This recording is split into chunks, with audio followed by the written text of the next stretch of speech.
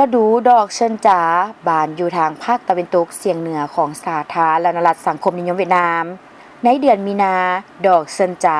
จะบานเป็นสีขาวปกคลุมทั่วเนินภูอยู่เขตผู้สูงทางภาคตะวันตกเฉียงเหนือของสาธารณรัฐสังคมนิยมเวียดนามมันได้เป็นสัญญาณบ่งบอกถึงเวลาที่พี่น้องชนเผ่ามงเริ่มต้นฤดูกาลผลิตใหม่พร้อมความหวังใหม่อยู่ที่บ้านน้ำกอแขวงล้าวกายต้นเสินจาหรือเอิ้นอีกชื่อหนึ่งว่าต้นหมากกระทันป่ากำลังกลายเป็นพืชหลักช่วยสร้างรายรับอย่างมั่นคงและช่วยลดความทุกข์ยากให้แก่ประชาชนเทิงเนินภูสวนหมากเสินจาของครอบครัวเท่าหรูซุงนิงกำลังมีดอกบานเป็นสีขาวสว่างถ้าได้ผลดีต้นเสินจาหลายกว่า600ต้นจะให้ผลผลิตประมาณ2-3ต้นสร้างรายรับประมาณ25-30ล้านดงต่อปีเท่าหรูซุงนิงได้ให้สัมภาษณ์ว่าอยู่บ้านนี้พืชที่สร้างรายรับสูงกว่าหมู่แม่นต้นเสินจาและต้นตาเมาทั้ง2อย่างนี้แม่นได้สร้างรายรับหลายส่วนการปลูกข้าวและสาลีแม่นให้ผลผลิตบ่สูงปานใด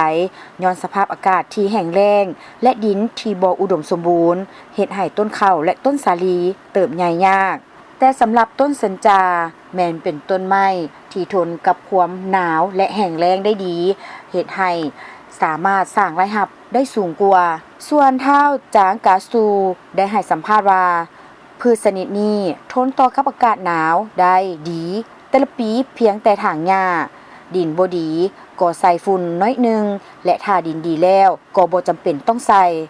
หมากเสินจานอกจากจะขายหมากสดแล้วชาวบ้านยังแปรรูปเป็นหลากหลายผลิตภัณฑ์เช่นดองเหล้าอบแห้งหรือเป็นแยม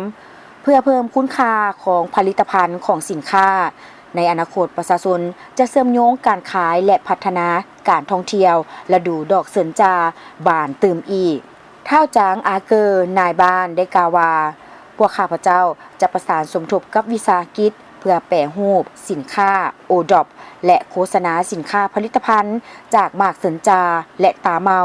พร้อมทั้งพัฒนาการท่องเที่ยวแบบชุมชนเพื่อสร้างรายรับเพิ่มเติมให้แก่ชาวบ้านท่านค้างอาจัวเลขาพักบ้านได้กล่าวว่านี่เป็นพืชที่นำรายรับสูงให้แก่ชาวบ้าน